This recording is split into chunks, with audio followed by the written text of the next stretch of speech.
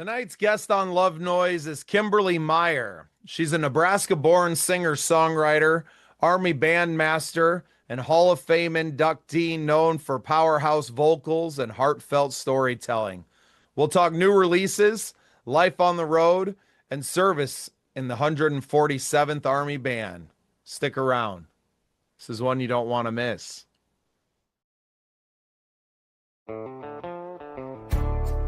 This program is part of the Scene Project's podcast network. The Scene Project features interviews with independent musicians, comedians, and artists from across the Midwest. Become part of our community and support local art wherever you are.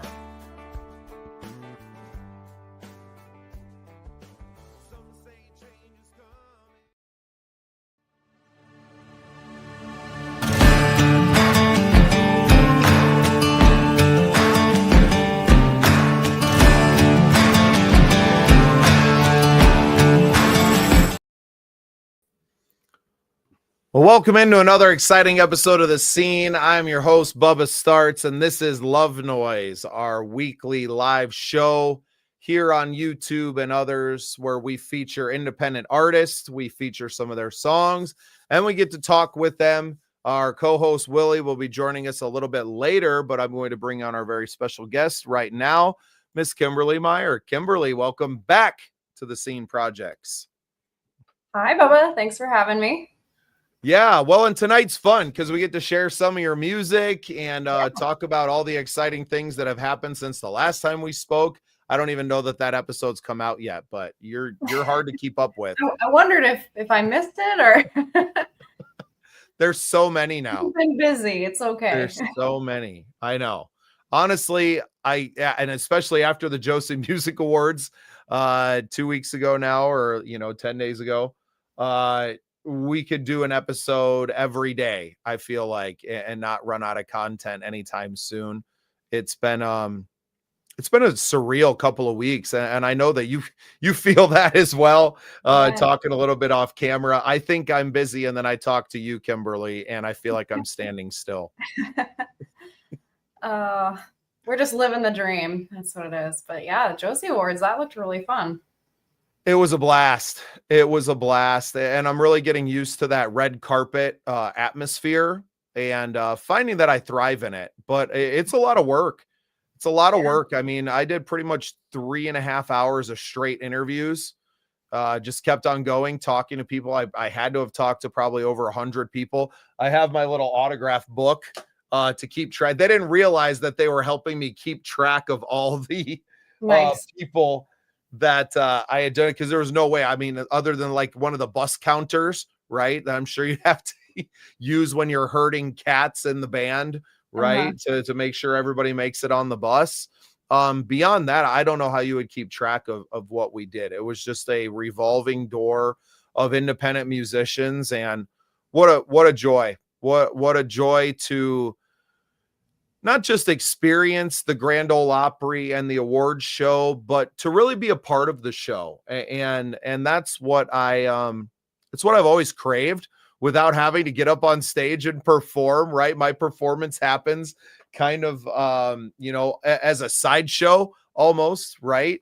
And I think the low pressure of that, even though the tape is rolling the whole time, it's just that there's such rapid fire that it really, it's my lane, right? People say stay in your lane. Well, I didn't really know where that lane was until now. And I feel really good about doing more and more of that kind of content in the future, even as far as, kind of putting it out there publicly. But wild times. What'd you do for Halloween, Kimberly? I sat in the dark in my house hiding. That's what I did. Yeah, that sounded nice. I was on Broadway, so the darkness of my own dwelling sounded quite nice. I didn't want to be bothered. I had drill the next week, that weekend. So yeah, it was my one day at home, and so I just wanted people to leave me alone. Well, and I guess we're kind of jumping over a lot for people that are just joining us and are new to you. Why don't you go ahead and just, give us a short recap of kind of what you do. Obviously still active military. And that's why I thought this timing was awesome too. Just being the day after Veterans Day now. Thank you for your service, Kimberly, always to, not just our country, but to our music community. You're very dedicated to a lot of things, and it's commendable at the very least. Sure. I appreciate that. Yeah. And you are one of the biggest supporters of our military. That's obvious to see through all the things that you do and the posts you put out. And so I appreciate that. I see you. But to answer your question, yes, I am in my 15th year of service in the South Dakota Army National Guard. I enlisted as a clarinetist out of college. I was a clarinet performance major and realized that's kind of not the smartest pretty move. Niche. Entered freak out mode in my senior year. Like, what am I going to do with this degree now in the Midwest? But it ended up being one of the best decisions, meeting other musicians and using that theory and knowledge and background. And it just made me a well-rounded musician. But anyway, joined the military as a clarinetist and also sang and played in the unit's country rock band and did that for 12 years. And then just in 2012, I had the opportunity to take over command of the unit, which I did. I went through Warrant Officer School and now I'm the Army Bandmaster for the 147th and have been in that role for 3 years, and we'll see how long we're in that role. But I at least need to get to my 20 years, so round out my my service that way. Have there been other female bandmasters? Just gonna jump in. Hi, Willie. Hi. Wow. Yeah. There have been, yes. It's kind of an uncommon thing, but it's becoming more common. I'm the first one for the 147th in history of that unit. And it's pretty amazing if you think about it, because the previous commander, he was in that role for 24 years. So yeah, there's not a lot of movement in my unit because it's such a close-knit group and we love our jobs and nobody wants to go anywhere. It's one of the best kept secrets in the military. That job is just wonderful. To be able to give back to your country through music and serve the people in that regard. Right. Well, and that's what I always found so interesting, and people will hear it when, we went a lot more in depth on our interview about it, but I had not realized that you were the first female bandmaster of this unit. That's pretty awesome, Kimberly. Mm-hmm. Yeah. And for a short time, when I first took command, the first sergeant, which is the highest enlisted person in our unit, she was also female. So, and our readiness NCO was female. So basically the whole unit was being run by females. It was kind of a crazy, eye-opening, amazing time in our history. So yeah, a rarity to say the least, and really awesome to be a part of that history, right? Even if it's for a brief time as people are shuffled around and, leaving or retiring or changing commands or whatever it might be, even for that short period of time is really awesome that you were the one of three, right, that got to experience that. And obviously there's probably others, but our military being obviously so dominated by male, officers and just, participation in general, that you're a rare breed and in a rare position in life as well. So really awesome stuff there. Willie, meet my friend Kimberly. Kimberly, my co-host Willie. Nice to meet you. You as well. Sorry I'm late. I got off work late, so I come straight here from work. So. No problem. Yep. Well, Willie, any questions for Kimberly before we get into some music? I guess, and I asked this on my show, how'd you get into music? Oh, how did I get into music? Well, I've been immersed in music my entire life. It was something that chose me, I think. As far back as I remember, I was singing and playing instruments and taking piano lessons at a young age. But as far as taking it more seriously in regards to writing and recording, that was a more recent venture, I would say, in 2020. I think that's probably a common answer for a lot of us when the world shut down. And I ended up quitting my job. I worked as a clerk in a music store, and I taught piano lessons, and but had the time at home to write and be creative and do my own research as an independent artist, and just do something that I had always pushed to the wayside for many, many years. So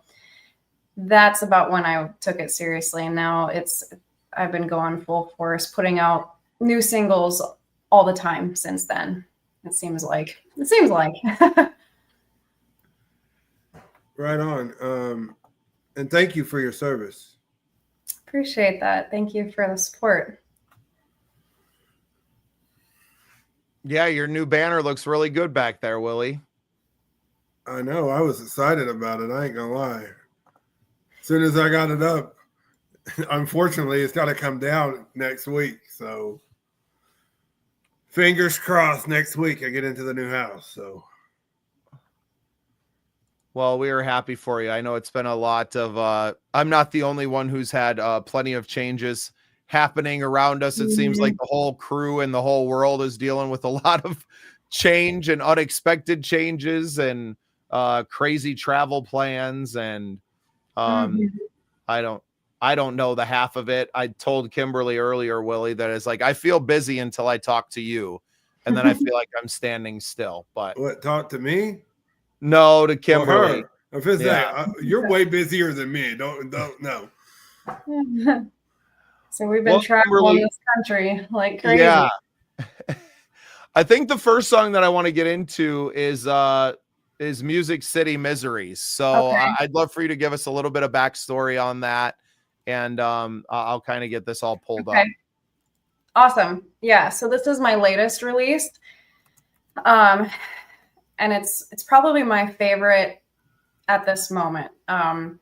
So Music City Miseries, that title came from just a conversation between myself and my one of my late previous producers. We did a kind of a classic country feeling CD only release. So you can't find those songs anywhere except for on CD, or I play them live.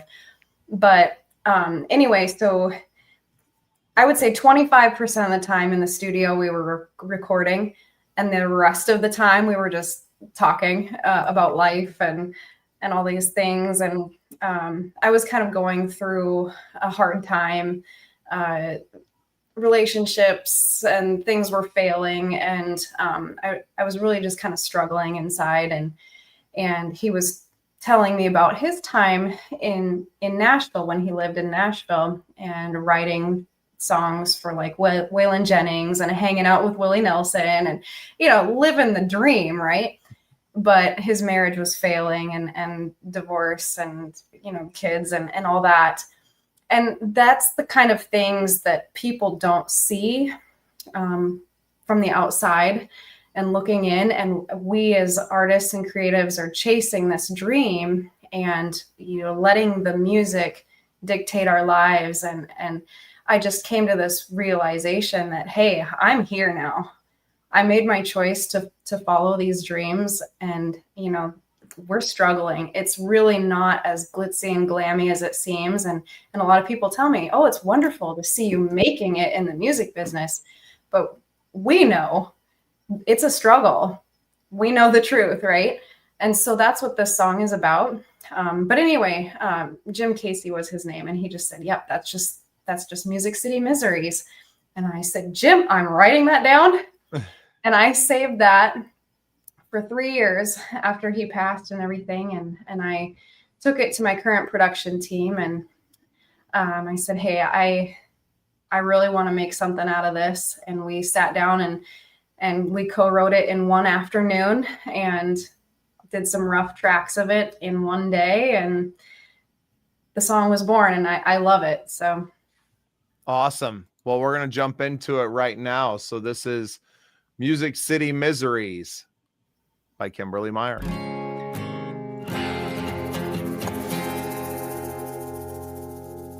Mirror, mirror on the wall, a perfect illusion that isn't there at all. What you see is not enough to paint the whole picture that's drawn up in the dust. A false reality that's glaring back at me. Step by step, right there, dragging these bags along the way, chasing them things the heart's too blind to see.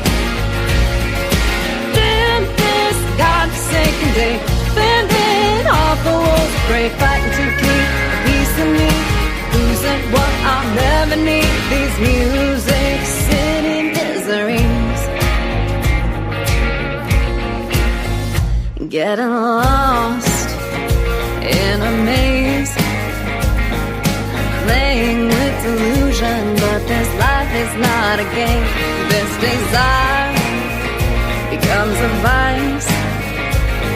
Oh, when did we forget that it's all inside our minds? A false reality still glaring back at me.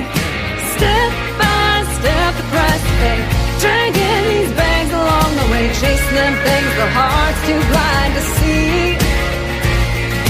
Damn this God-forsaken day, bending off the walls of gray, fighting to keep a piece of me, losing what I'll never need. These Music City miseries. And don't tell yourself that it's all okay. You need to save her all. You painted a plastic smile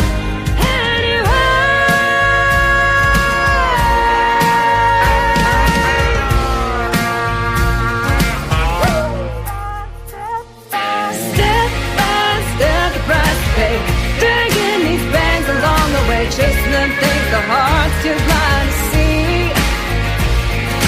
Damn this God-forsaken day, bending off the walls of gray, fighting to keep a piece of me, losing what I'll never need. Step by step, the price to pay, dragging these bags along the way, chasing them things the heart's too blind to see. Yeah. Damn this God-forsaken day, bending off the walls of gray, fighting to keep a piece of me, losing what I'll never need. These Music City miseries.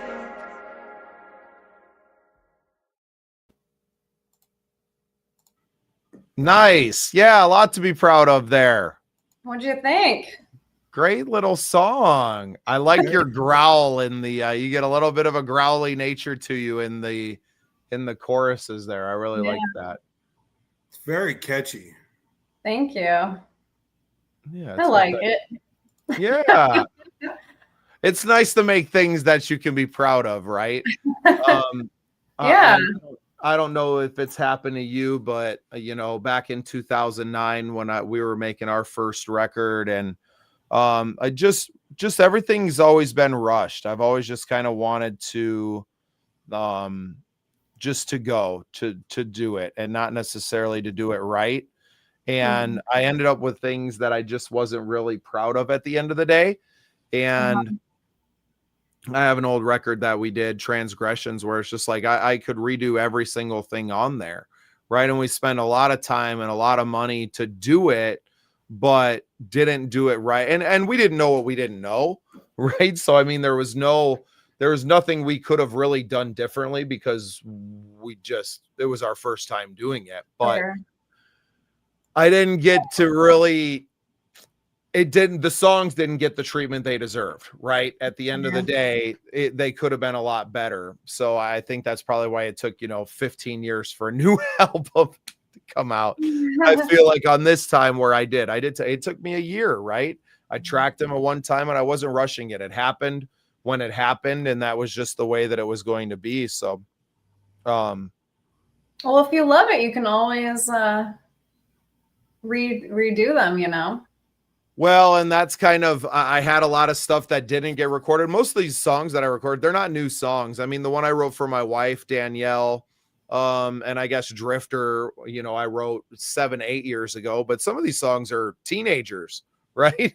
Like it wasn't, it was more of just like, I have to get them out and I have to get all this other music out of me to feel like I can make space for writing new material and for bringing some of this stuff out. And maybe that's not true, right? Maybe I should just keep writing and some of these songs really weren't worth a crap anyway. Yeah, I don't know. I know what you never really know. you never really know what I heard. I had an interview recently with Ray Starr on the show, and Ray's been around the music industry. He's working on a show with NBC right now, and he's done a lot of things, but he recounted, meeting a big record executive way back in the day. Guy wrote, "Oh Lord, Won't You Buy Me a Mercedes-Benz" for Janis Joplin back in the day, and was a part of Hit Records. And he's like, his big thing was, you don't know what's going to be a hit and what's not going to be a hit.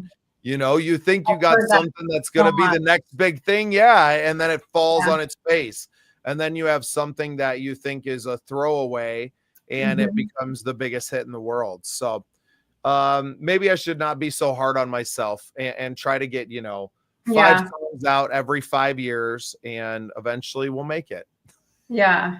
Well, I haven't made it yet, but that reminds me of Black Perfume. That was one previous to Music City Miseries that I didn't at first share with my production team. They're like, what, give me some songs and that you would want to record. And I sent them a whole bunch of them, right? And then I didn't send that one because I thought it was too weird, too different, and obscure thinking. But then one night I said, well, I'll just send it, see what they think. And that was the one that they liked. So we actually recorded that one. But yeah, you're right. You never know what's going to catch and what isn't, and what people are going to latch onto or not. And I'm the overthinker. I'm opposite of you. And I'm a perfectionist. So I will sit on things for years. I overthink too. He gets onto me all the time for it. Yeah. So somebody needs to get on me about just acting impulsively. So I need to figure out how to blend our personalities a little bit more. We'd be in trouble. That is absolutely a song that I would love to have to play when I DJ. Oh yeah. Yeah, it's got a good energy to it. Oh yeah. By all means. I may have to anywhere. I may have to get it from Bubba. Yeah, I got him. Well, and we'll have him playing on the Clean Projects radio as well here in the future. All the songs that are featured here on Love Noise go straight over into the radio station and can be played. And that's kind of the joy about having our friends on for these, is it's a good excuse to get the MP3 sent to us, and then we can repurpose them over there too. And then you never know who's listening. And right now it's such a weird time, because like now we know we have something really good. We know that it's helping on a small scale. It's helping people. Some artists are getting discovered, not necessarily too big, but they're getting discovered by new people, right?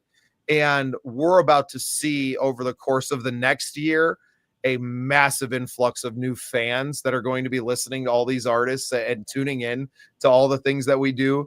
And I won't be able to tell people that nobody's watching anymore, right? And I think that's a big part of our next 6 months is that we're about to explode in the audience size, and where we've been able to kind of, I don't know, to take some chances, right? And to pretend like nobody's listening because you're in a bar that only has 3 people at it. But then knowing that our time in the sun, you know, especially when you spend a weekend hanging out at the Grand Ole Opry, you're like, oh, we're here now, right? Like Mhm. world that we're living in now, and we need to get used to people paying a lot of attention to us. And I don't think it changes anything of our process, but it's now that's a conscious part of the thinking now, where it's like, oh, these are the stages, and these are the award shows and the different things that we have not necessarily like phone call access to yet, but we're right there. And it was an eye-opening week in Nashville for sure. I bet it was. I'm a little I jealous. can only imagine the energy that was in that. Oh, and space. I Broadway for my first time was on Halloween night. Oh boy. So I just like stuck the camera in the air and walked around, and just I couldn't even process everything. We had traveled down. We arrived at like 6 a.m. that morning, driving down on this old tour bus. We were Yeah. told was owned by George Jones. Yeah, I saw Whether that. it was or not, we never got confirmation. I've only heard one person dissenting that. Maybe they're jealous like Willie. So I love you too, buddy. I love you. yep. Too. Yeah, like that's not George Jones. I know George Jones's bus. That's not him. Like whatever, man. It's a really nice tour bus, and I got to hang out on it for a week. So whether it was or wasn't didn't really matter to me. It was a warm bed to sleep in, honestly, is what it came down to, and a beautiful space to host some interviews. But kind of looking around at the life and going, you know, okay, we can do this. I could have much less comfortable accommodations and still be very, very happy doing what I was doing, getting to connect with so many artists and, you know, watching my friends step on that historic stage. But beyond that, I mean, I got to work a racing kickoff party event for the American Speed Association All-Stars. They had a race in town that weekend. I got some friends, shout out to El Bandito Yankee Tequila, that were in town. We're like, hey man, we got this party going on. And I kind of barged my way in a little bit and was like, I'm going to interview racers and do all this. And they were happy to have me. But one funny moment that happened, like walking down the stairs. So I do a mix of country and rock stuff. And we were at Kid Rock's bar, which is kind of a perfect situation for me anyway. I literally heard 3 of my songs on my set. In my opening 5 songs, I heard 3 of them going from level to level to level. So I heard Fishing in the Dark on the 3rd floor. I got to What I Got on the 2nd floor. And then when I got to the bottom, they were doing a mashup of Steve Miller's The Joker and the Shaggy version of Angel. And it was just like, that's insane. Because those are literally in my set list. Those are in order right there. And I was like, I think the band might be built for Nashville and playing those, but not doing these 4. I watched this band play for 4 hours straight. No breaks, no, just hammered from 6 to 10. And I was like, I'm not built for that. I'm not even switching off singers and like, I don't want that life. I don't think. I don't. Nope. I'm good. Very happy with the lane I'm in now, Kimberly. Same. Yeah. It's overwhelming. And I had that same vibe when I visited Nashville the first time too. It's like, you know, it's cool to see and all, but playing, you know, for, I don't know, I shouldn't go down that road, but the minimal pay and, you know, playing for tips and, you know, you can throw a rock at somebody that's more talented than you. And it's just a lot to take in. Yeah. Well, and you become a minnow, right? And where we're pretty big deals where we come from. Yeah, right? I like being a big fish in a little pond. Yeah, you know what? I like that. I have found that I'm very comfortable in that role. Do I like to go and be in the school of fish sometimes and to throw myself into that? Yeah, it was a blast, Yeah. right? It was fun. It was nice to see how, my set list or a performance here or there may stack up. Could I do that Yeah. And one you night? grow that Could I way. go have one night and perform on Broadway? Yes, I could do that. Could I do that 7 nights a week like some of these bands are doing? Hell no. No, I'm not built for that. Maybe I was at one point in my life. I honestly, I don't know. I don't know if I was ever built for that. It's a lot. It's a lot for all of these, all of these people that are going out there, and some of them are doing fairly well for themselves, right? But they're also playing 7-8 hours a day, and they're out there grinding from 6 until 2 in the morning, and that's not counting all the practice and the rehearsals. Like it's a wild scene. It never made me more happy to return to South Dakota and the bar gigs. And, I always caution our younger artists who come on with us, and a lot of us get jaded from the 9 to 1 bar gigs that pay the bills and keep you on the road. Is like, man, cherish those, because it could be a lot worse, because in a lot of areas you're not making any money and you're working just as hard for it. So take it all with a grain of salt and a big heaping of gratefulness. Well, that's the thing. Nowadays, people think they don't need to hire a musician or anything because they have technology. They can play it from an app. And, unfortunately, especially for me and being a DJ, you can go to Walmart, spend $100 on a big speaker, and people think, I don't need a DJ these days. So, and people don't want to pay. Well, you already alluded to the song, Kimberly, so I'm going to have you tell us a little bit more about Black Perfume before we play that one next. Okay. So this one, like a lot of my songs, kind of blends genres. It's kind of hard to pinpoint, how to really describe it, but it's moody, it's dark, fitting because it came to me in a dream. It actually woke me up, and I thought, well, that was weird. I had this vision of a lady just dressed in black. I don't know who she was or where she came from, but she was standing in the middle of the road, and I will never forget the blank stare in her eyes, just trying to kind of block the way as her man was trying to leave. And it's kind of a different way of thinking about yourself when somebody doesn't want to be with you. A lot of people would be like, yeah, get out of my life, right? Or be angry or whatever. But no, this woman was so introspective and wondering what it is that she could have done, or could she be more like his other lover? What could she change about herself instead? And so it's talking about, would you want me more if I wore that same black perfume, that scent that told all the truth? What a deep song. I'm looking forward to this.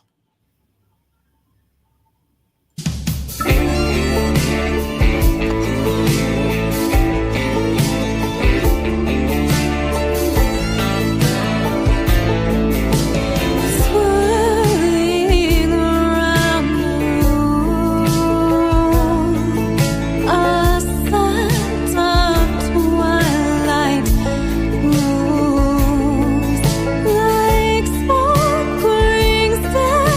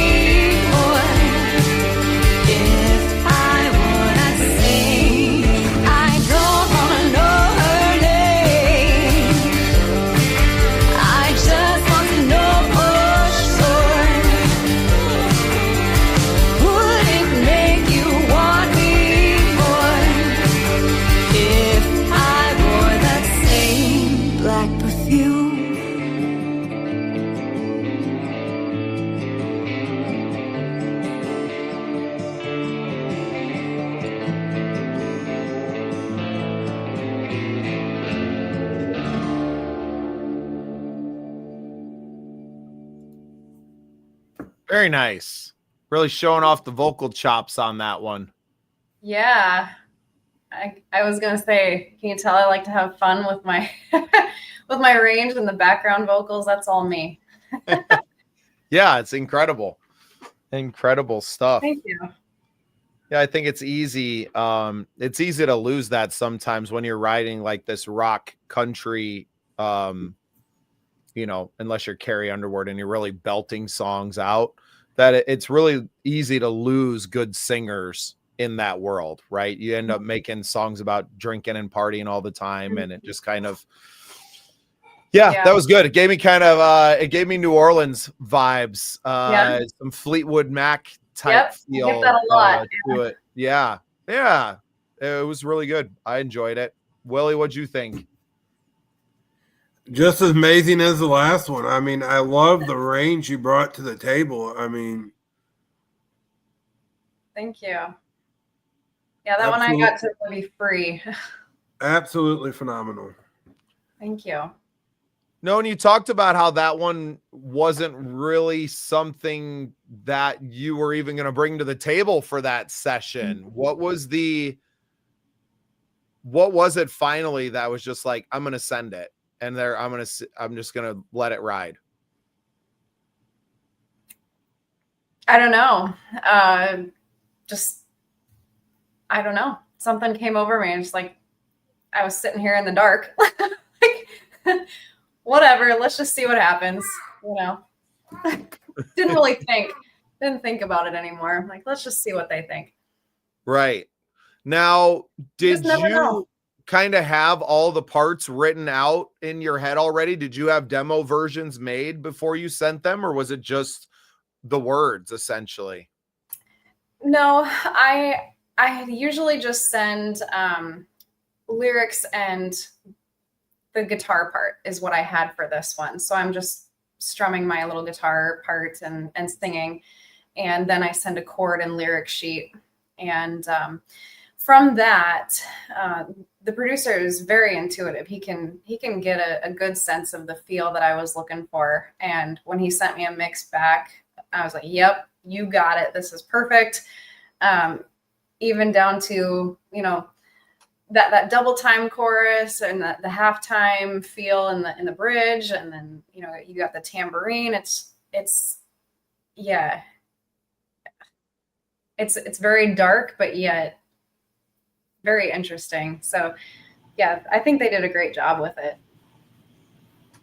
Yeah, and talk about that process a little bit, because that's not necessarily how I create music. I don't have a producer or anything that I'm working with in those. I mean, I'm kind of executive producing most stuff. Even when I go and perform it with a band, I'm kind of bringing it to them going, this is the way that I want you to play it. There's some artistic freedom given to these super talented music. I didn't tell Johnny Hastings how to play the guitar, right? Yeah.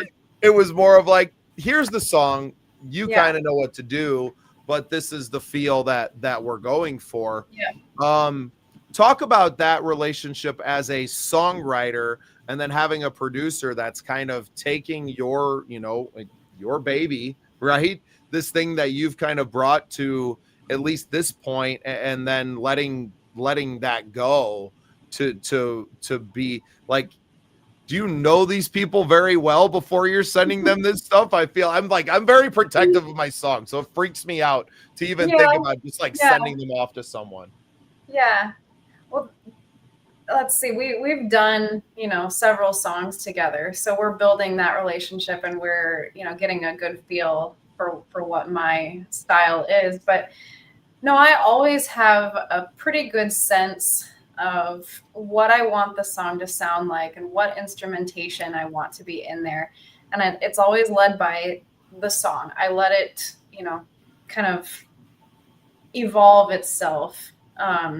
I don't try to force anything. I hear things in my head, and I think, okay, I want like mandolin on this or whatever, or I'll be listening to other songs and putting them in a separate playlist so that I can use them as references. So, for example, I'll say, okay, I want the guitar tone to sound like this in this song.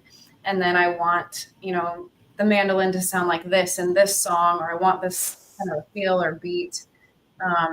And from that, they can always deliver. So I've been pretty happy with how it's turned out. The more you can give them direction, the better.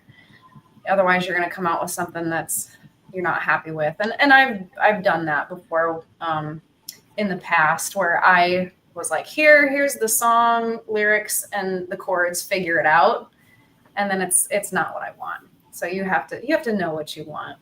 So you've had to learn how to achieve the results that you want to get in your career now as well. Oh, for sure. Yeah. You have to know what you want and be able to articulate it and set these little mini goals. And that's something that I've been thinking a lot about. You have these goals, but you have to set yourself little mini goals along the way to get to where you want to be ultimately. So knowing is half the battle. Yeah, I mean, honestly, working the Grand Ole Opry was never even on my big board of shit to do. and then before you know it, you're there and you're like, well, what's the next step? Like, are we applying for CMA award credentials next? And the Grammys after that? And, yeah, but honestly, it's still being such a new podcaster. I didn't even call myself a podcaster for the first year pretty much that we did it. And then I think winning the Content Creator of the Year award was finally like, okay, well, you should probably start taking this seriously if other people are now looking at you as, a quote unquote authority in the field, which I'm starting to take more ownership of. I wrote a book about it now. And we have our platforms and our things are doing very well. So it's just a weird time. Like a year ago, we weren't even on YouTube, right? Like, I mean, it was there, but I wasn't driving anyone to YouTube to watch the show. And now we're pretty much like exclusively in that. We're on all the podcast forums, but most of our views come from YouTube. We just passed 300,000 views on there since March while I was in Nashville. So like, I can't keep saying that nobody's watching, right? I guess that's kind of like I'm having the realization to myself now that's like, oh, people are watching and paying attention and they're starting to follow the show and becoming fans. We haven't had, fans like Renee in our midst for very long. So that's having someone that's tuning in with us every single week and is engaging with the artists and engaging with us is a very new thing. Yeah, I want to shout out to Renee. I saw the compliment. Thank you. Yeah, she's with us every week. I don't know how she puts up with me and Willie, to be perfectly honest. I say the same things about my wife all the time too. I don't know how I got so lucky, but it's important to me now to like make sure that we're serving that audience, right? And I don't know that I was ever making, like I was telling you about my album, like nobody asked for this album. Nobody, like, I haven't really even been playing that much this year because we've been so focused on the podcast that like, I don't have rabid starts and ends fans that are like, oh, when are you coming out with something new? It's pretty much like I pop in when I'm there and then I pop out just as fast. Be careful what you wish for. I'm going to start hounding you for that stuff. It was important to me to get some of these old songs out and to let them see the light of day. And, now Diami, who played bass on the record, is now playing in Judd Hoos. So I don't know that I'll ever get a chance to work with him again. Those boys are going to keep him plenty busy. And so it was kind of the EP itself becomes like a little time capsule almost as well. And it's been, it's just been a wild run. I'm getting into my reflective stage, maybe in life, but also in the year where it's like it's finally starting to temper out and slow down a little bit. And it's been a hell of a year. And it's been a hell of a year for you as well.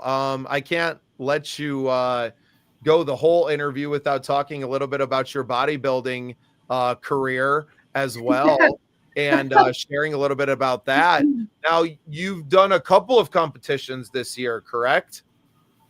I have. Yep, I've done 2. And not really a career. It's a hobby. It's something that I enjoy doing in a weird way. It keeps my mind somewhat active on, something else other than the stressors of life and the music and the military and things like that. But yeah, I've been competing since 2016. So this is my 9th year. And I went last year, I won my pro card at the end of October, November, something like that. Yeah, October. So this year was my pro debut, and this is obviously in a natural federation. I'm not a huge bodybuilder. I'm in the bikini division, and so yeah, it's something that I enjoy doing, and I'm a competitive person by nature. So We can see the veins popping out of your biceps which is amazing because I've been eating like crazy. Like, just hang on, guys. Now, obviously your physical fitness is important to you just with your military career probably, but you said you've been competing since 2016 and taking the bodybuilding portion of it, I would say fairly seriously, even if it's just a hobby. You spend a lot of time in the gym and working on this and working on your poses. And now to see a little bit of that recognition on the pro stage, does that further inspire you to kind of keep going and to keep getting better?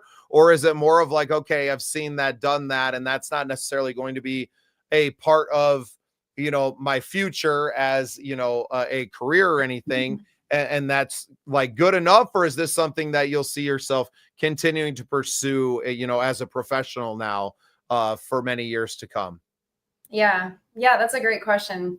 And I'll answer with yes. I started this out with the mindset of it was just a bucket list thing, because I've always admired, people with great bodies, great physiques, wondering if I could ever do it.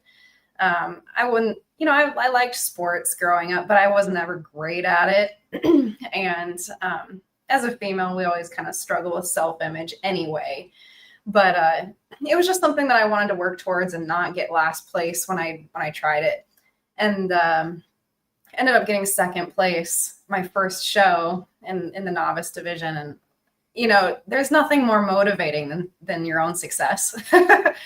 And so I kept chasing that until I, won.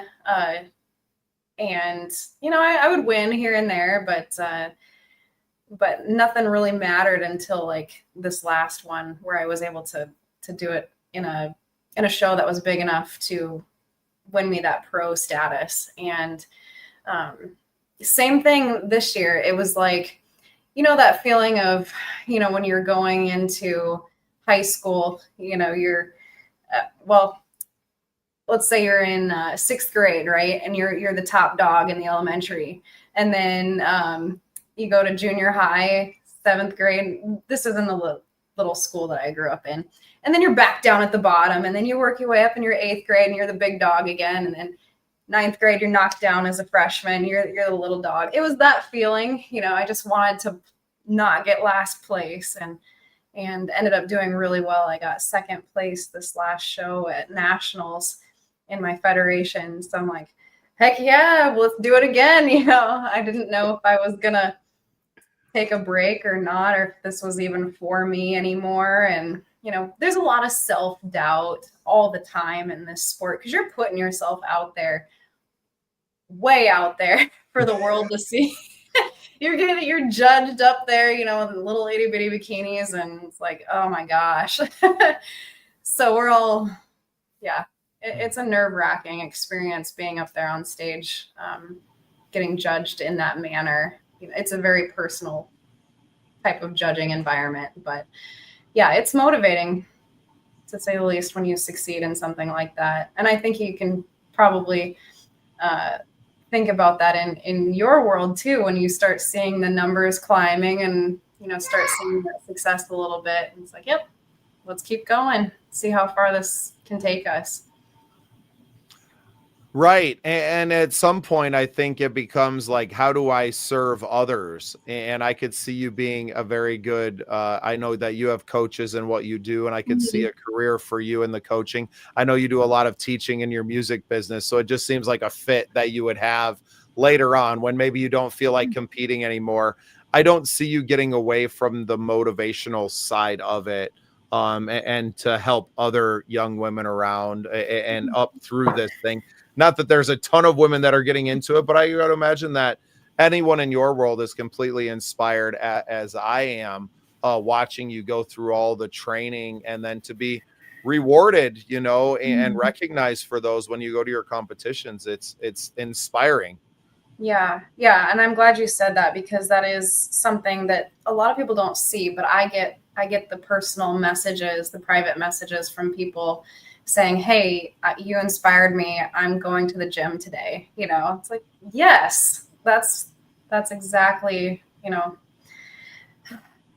do it for you, to feel better about yourself, and you don't have to compete, but as long as you're doing something that helps others and inspires people to take, that first healthy step to becoming a better person, it makes it all worth it. And again, I think of music in that same way.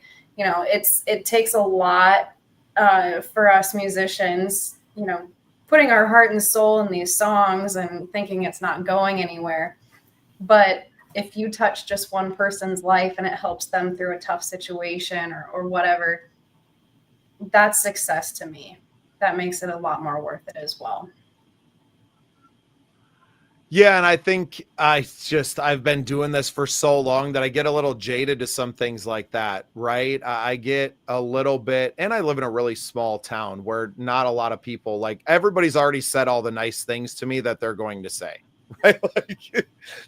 I don't have to be showered, affection and adoration onto all the time. I don't necessarily need that, but it's nice to hear and to bring it into that. Like, I know that we're impacting the world with the podcast. It was really nice to put out music again to see what impact those songs are going to have on the world. Right. And I've kind of forgotten that part of it a little bit just over the years of doing it. And yeah, some of it, because it takes so much work, that it kind of loses the luster of like, oh, I did this thing. Oh, I'm so proud of it. Where I'm like, yeah, I dropped an album this week. Like I put out so much content that this album and this collection of songs that I've worked on for a year, and I'm probably just a little bit tired from tour still, and that's affecting it a little bit. But I feel like, I shared them on YouTube and Facebook and everything, and I just don't.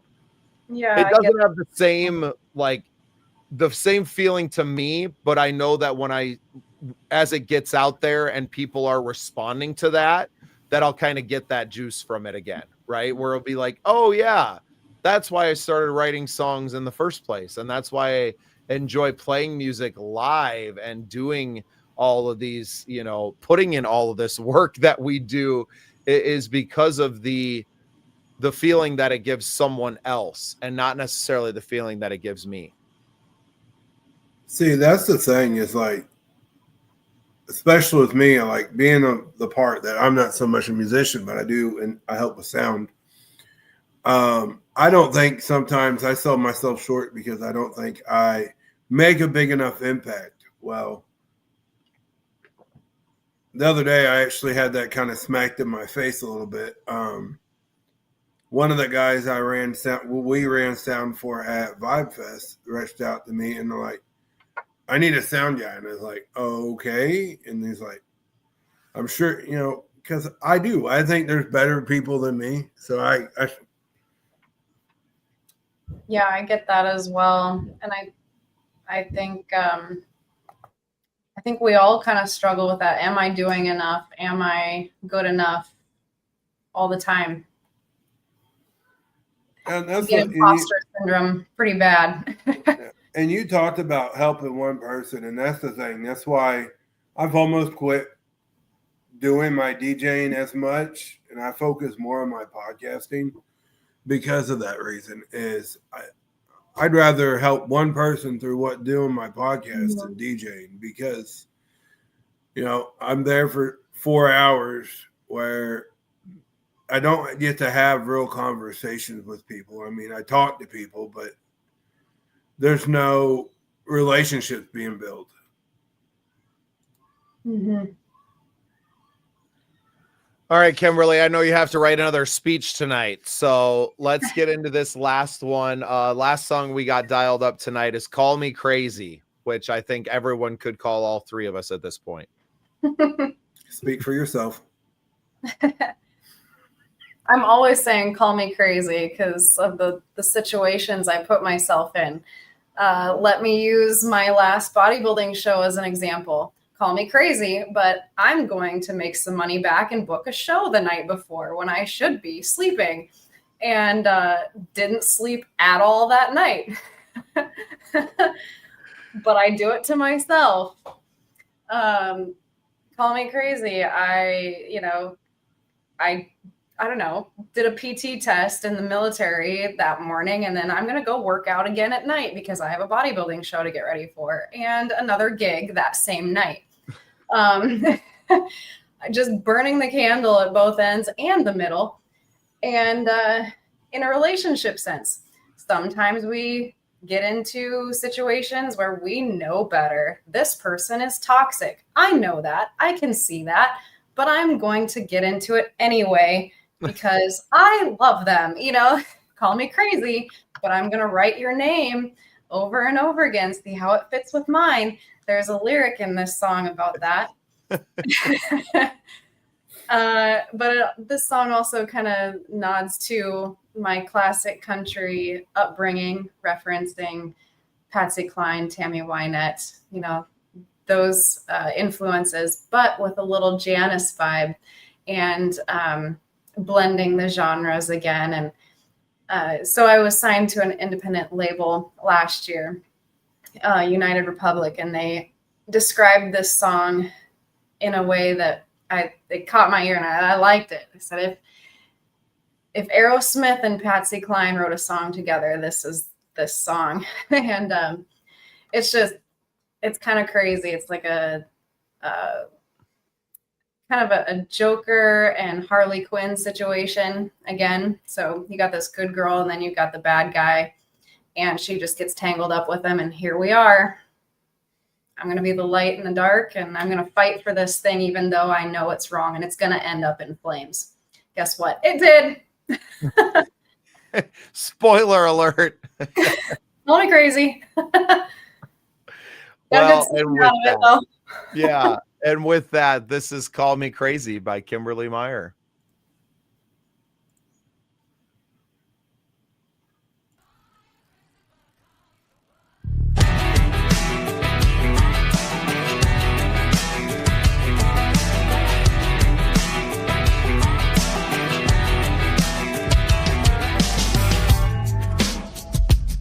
Uh-oh.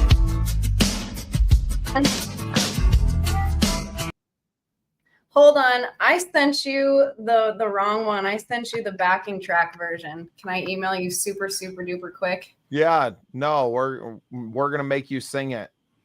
Yeah, on the spot. Yep. Oh, with the delay. I was all fired up too. At least you recognize it. Yeah. Okay, hold on. That's why we call you crazy. Oh, man. Try this one. Check your email. That'll teach me to do this from my phone. You know, should be doing it on my computer. Come on. So I'll fill the dead space. Sometimes I use backing tracks for my solo shows. Sometimes, you know. So that's where this one came from. No, and my friend Birdie had a discussion on her thing because she uses backing tracks for her show. And I just, at this point, I just don't care. Just can you get up there and play and sing something? Yeah, I usually do. Purists.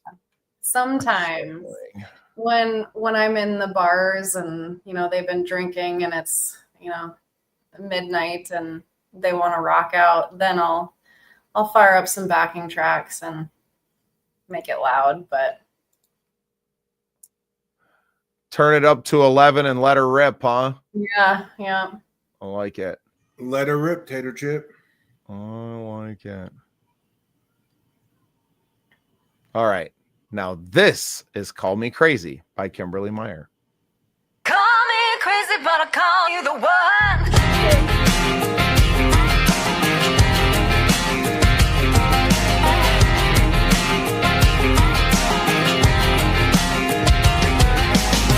Old-fashioned, but I got a wilder side. Tanya, Emmylou, Dolly, and Patsy Cline, with a little Janice vibe.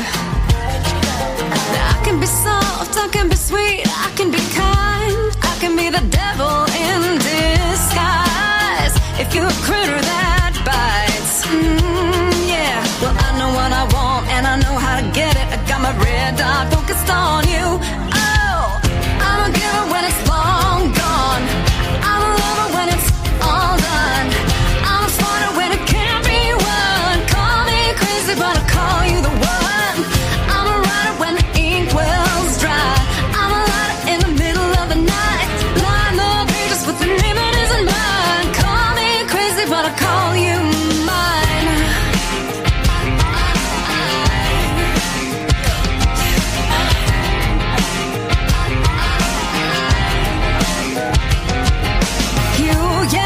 You're a complicated soul, a little tortured, disordered, and a little out of control. Boy, you already know. Well, you can be rough, you can be tough, you can be smooth, but maybe I know the truth. I see the real you. What people often say it takes two to tango. Well, now I'm tangled up with you. I'm a giver when it's long gone. I'm a lover when it's all done. I'm a fighter when it can't be won. Call me crazy, but I call you the one. I'm a writer when the ink wells dry. I'm a lighter in the middle of the night. Line the pages with the name that isn't mine. Call me crazy, but I call you mine.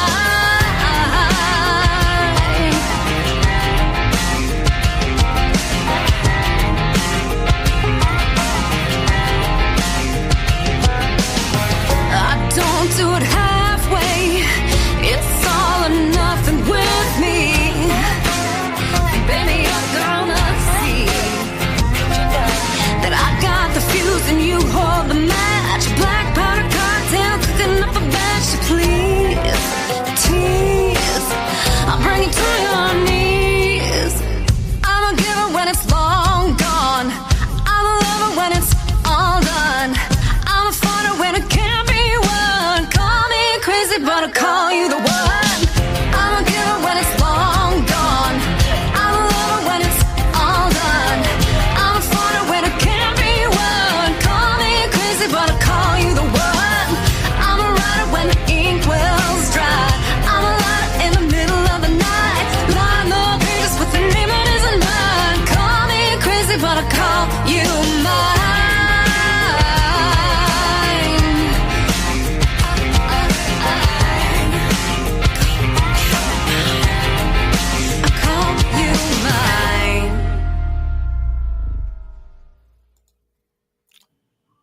Yeah, I feel like that was accurately described by the label.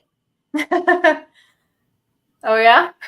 Yeah, which probably isn't always the case for a lot of things, but Yeah. definitely. Yeah, there's a rock vibe to everything that you do, right? And then it feels like the banjo or the other, instruments kind of thrown in kind of make it country, but yeah, you're a lot more rock and roll than I think people give you credit for. At least that I have maybe in the past. That one's my favorite. I'm just going to say it. That one's my favorite. I mean, I definitely see that coming from someone that's been through a toxic relationship. I was gonna say he likes it because he's got a crazy. No, I got it because I was crazy for staying with my ex. Okay, let's be honest here. That's exactly what this song's about, you know. Them poor choices that we think and want to blame everybody else for. Okay. Nope, it's all you. You got. Gotta own them. Well, Yeah, this Kimberly, one's even more fun to play live. I'll tell you that. Yeah, I bet. Well, and that's another thing too. Well, obviously, like you're not recording these with your band that you're playing out with, and I'm sure your band kind of rotates in and out because you travel far and wide to play. So, talk a little bit because the same thing with me. Like the guys that are on my record that I just released, like aren't the guys that I've never, I've played a show with a few of them, but never together, right? And talk about how much the songs change, either from like, from the recorded versions to bringing them out. Like, do you feel like there's been times you perform them live where it was like, damn, I wish that's how it sounded like on the record? Sometimes. Yeah. Sometimes. Like, I think this one is the one that fluctuates the most, and I let it happen because when I wrote this initially, I felt it more of like a laid back kind of bluesy groove, and I like to see how my musicians take it, in their way too, and it always kind of finds its way back into a little bit more of that same groove. It still has a really cool energy about it. But no, this one's a lot of fun. I still have that rock flavor in there, but definitely more bluesy. What's a harder band to lead? A rock band or the army band?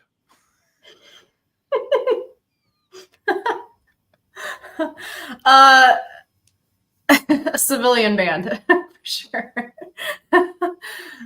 Because army people know what to do, and when they're told to do it, they do it, and they are very, regimented, and they don't ask questions. You are the boss unequivocally when you're I have leading a great team. I mean, I love my bandmates, I really do. But man, especially when they're in multiple bands themselves and just trying to line up the schedules, that's the hardest thing. It really is,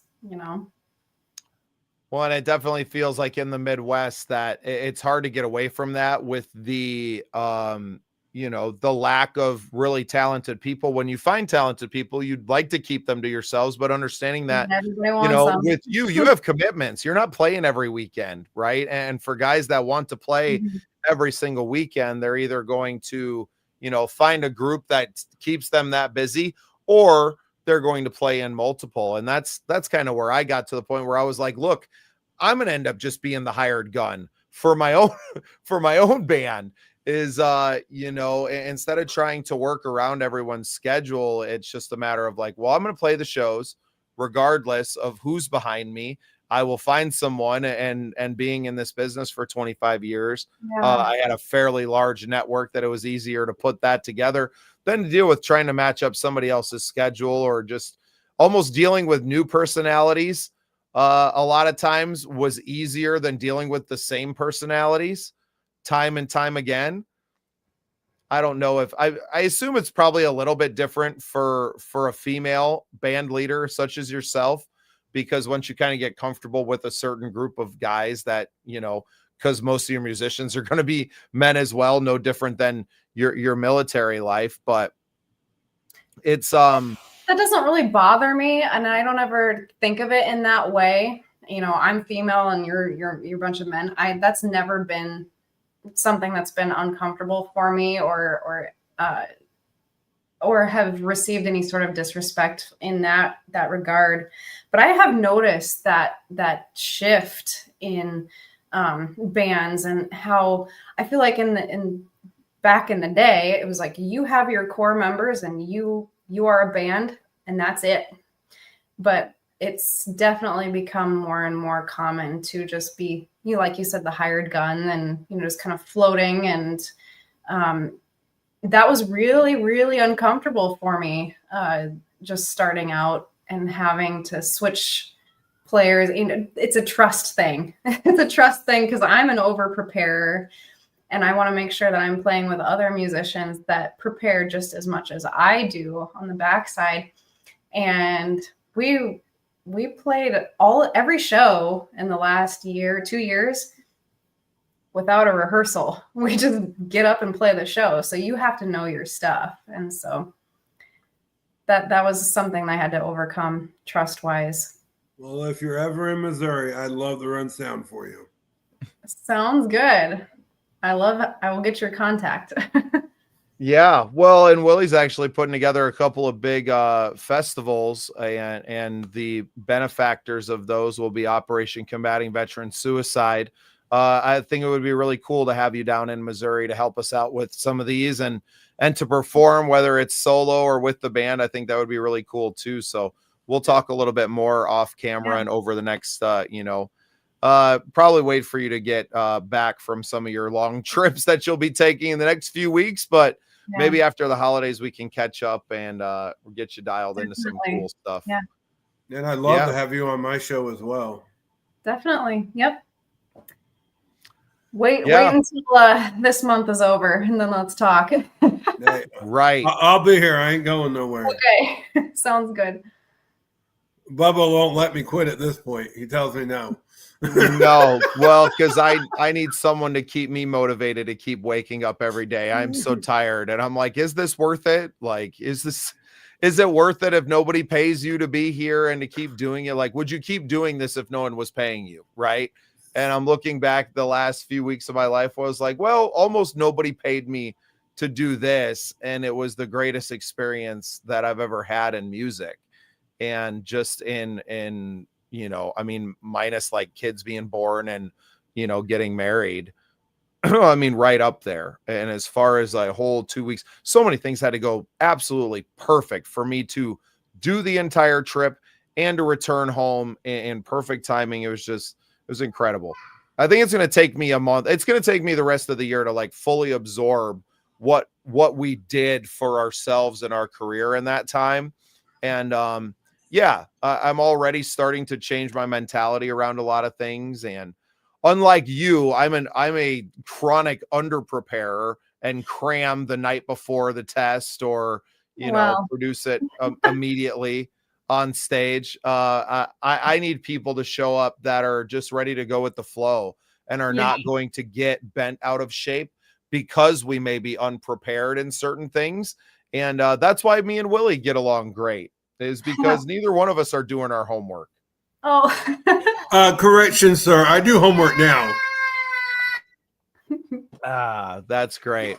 Well, it sounds like Willie's boss is yelling at him. Kimberly, I know you got even more stuff to do this evening. I appreciate you coming on and spending some time with us and sharing your music with us. I feel like I learned even more about you on the show tonight than I did even getting to spend some time just one-on-one and having you on an interview before. So I feel like it's different for musicians when you have their music on with them and it's not just a conversation. Like now you have to, bring your kids with you to the party and now you have to speak for them. No, it's been a great experience, and I hope you like the songs, and you can find them on all streaming platforms. I will plug myself right there. Yeah, definitely. Well, and I actually, I forgot to run this the entire time, but there you go. Feel free to plug away and to mention your website and show dates and things. This is live on YouTube, so you don't have to worry about sharing anything that's coming up here soon. Yeah. Yep. So you can find me KimberlyMeyerMusic.com. I've got schedules, bios, everything that you need up there, links to the music. But yep, everything that you heard today is on any streaming platform, YouTube, Spotify, Apple Music, all that. And I'm on the social platforms, Facebook and Instagram. Again, Kimberly Meyer Music. So, we need more iconic freaking photos like this one. I know. I'm pretty proud of that one too. Yeah, it's freaking awesome. Thank you. That really is. Yeah. Yep, need my more of that. photographer captured my vision perfectly on that one. So Awesome. shout out to Seth. And one thing I think that's gone a little bit unheralded with us is that it seems like you got a really awesome team around you, from your bandmates through your producers and photographers around you.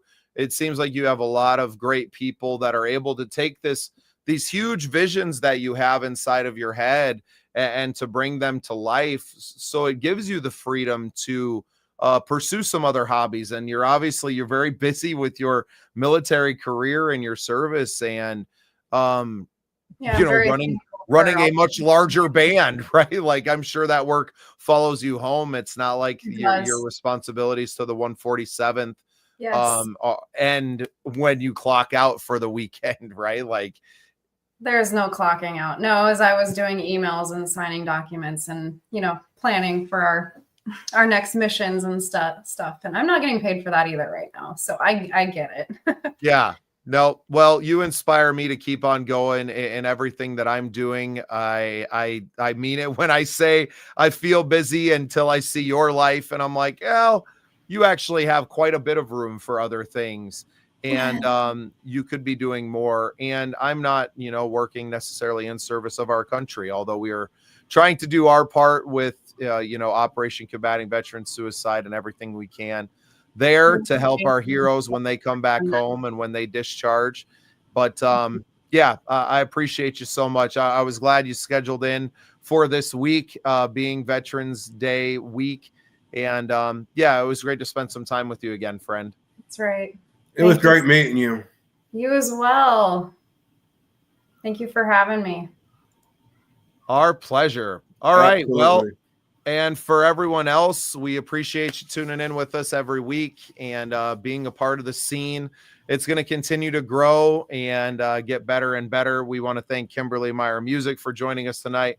My co-host, Wild Willie, even though he was a few minutes late, we're going to give him a lot of grace because it's not easy raising babies on your own and building houses and doing all the things. So love you, brother. Thanks for swooping in tonight. I appreciate the backup because I feel like I'm about to fall out of my chair. So love you too, buddy. We love you all. Have a great night, and we will see you next week on Love Noise.